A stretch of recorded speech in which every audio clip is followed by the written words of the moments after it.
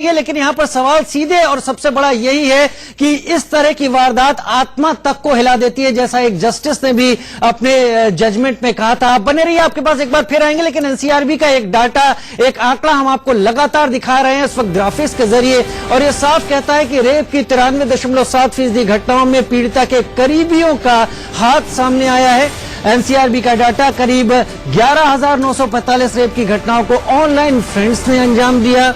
वहीं रेप की 93.7% घटनाओं में करीबियों का हाथ सामने आया। 18,000 से ज्यादा रेप की घटनाओं को पीड़िता के दोस्तों ने अंजाम दिया।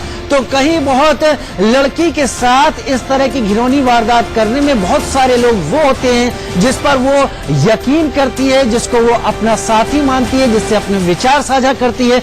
उर्वशी खोना हमारे साथ मुंबई से इस वक्त जुड़ी हुई हैं। उर्वशी, बड़ा इंतजार था, तमाम दांवपेच इसमें लड़े गए, तमाम दांवपेच रखे गए। सुप्रीम कोर्ट ने क्यूरेटिव खारिज कर दिया, हालांकि दया याचिका अभी वो लगा सकते हैं, लेकिन करीब करीब तय है कि अब उनको फांसी की सजा हो जाएगी।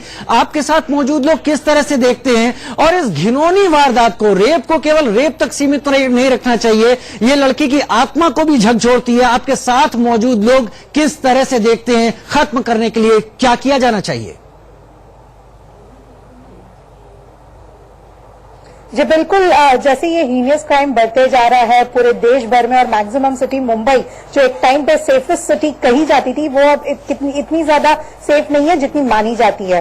बात रही इस पूरे मामले को लेकर, निर्भया को लेकर, आइए हम लोगों से जानते हैं क्या उनकी राय है। किस तरह से आप इस पूरे जजमेंट को देखती हैं? क्यूरेटिव पिटिशन 2 लोगों की खारिज हो गई है, तो लगभग एग्जीक्यूशन बस आने में ही है, पर अभी भी थोड़ा सा विकल्प। लोग ज्यादा टाइम इनको लेना ही नहीं चाहिए, क्योंकि आज कोई नई चीज नहीं है। और बॉम्बे तो सबसे ज्यादा सेफ था, उसके बाद हम लोग ने उत्तर प्रदेश है आपका, और है सब पंजाब है, सब जगह तो बहुत टाइम से चल रहा है।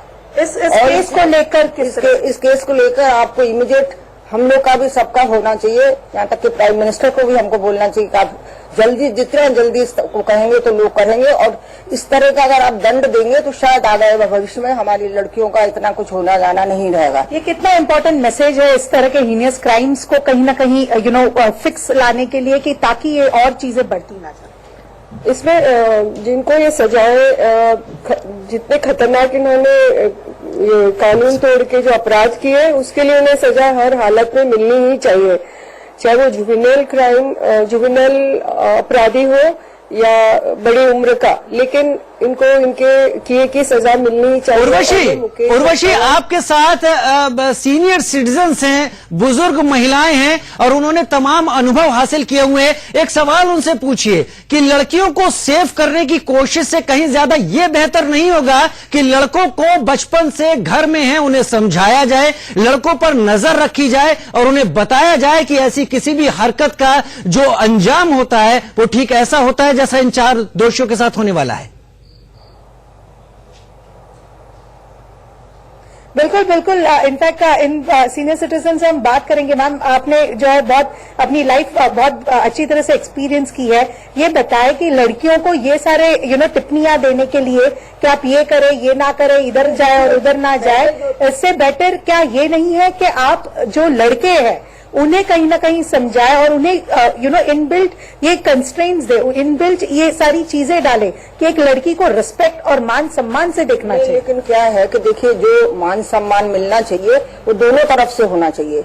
लड़कियों को भी समझना चाहिए कि रात के टाइम है या जिस तरह से ये घूमा फिरी हो ये करती है वो नहीं करना चाहिए, और लड़कों को ये देखना चाहिए कि जैसे मेरी माँ बहनें हैं वैसे ही ये हैं। अगर पहले इतना नहीं था, पहले आज से 50 साल जब था इंडिया में, ऐसा भारत में ऐसा कभी नहीं हुआ है। तो ये कहीं ना ये चीज नहीं है जहाँ पे ये बताया जाता है कि लड़कियों को रात के समय बाहर नहीं निकलना है, पर लड़कों को जो है बाहर ना निकाला जाए, ताकि लड़कियों की जो फ्रीडम है वो एक्सटेंड रहे। आप क्या कहेंगे? माता पिता की गलती है जी, बताइए आप क्या करें? ये जो है ये सब अपने माता पिता की गलती है, क्योंकि उन्होंने इजी छोड़ दिया है। पहले अगर 6 बजे के बाद अंधेरा होता था और लड़कियां नहीं आती थी, लड़की भी 8 बजे हुआ तो माता पिता का था और वो कहना सुनते थे। आजकल कोई मान ही नहीं रहा किसी का कहना। क्योंकि हम लोगों ने उन्हें फ्रीडम दे रखी है। उर्वशी, हम समझ पा रहे हैं इनकी बातों को। इनका सीधा सीधा ये कहना है कि चेक एंड बैलेंस की जरूरत है, लड़कों के साथ भी, बच्चों के साथ भी, और उन्हें समाज में किस तरह से क्या चल रहा है वो वक्त पर समझाए जाने की जरूरत है। नाज पटेल हमारे साथ इंदौर से जुड़ गई हैं। नाज पटेल के साथ पिछली बार बात की थी तो ऑडियो में दिक्कत है। इनका सीधा सीधा ये कहना है कि चेक एंड बैलेंस की जरूरत है,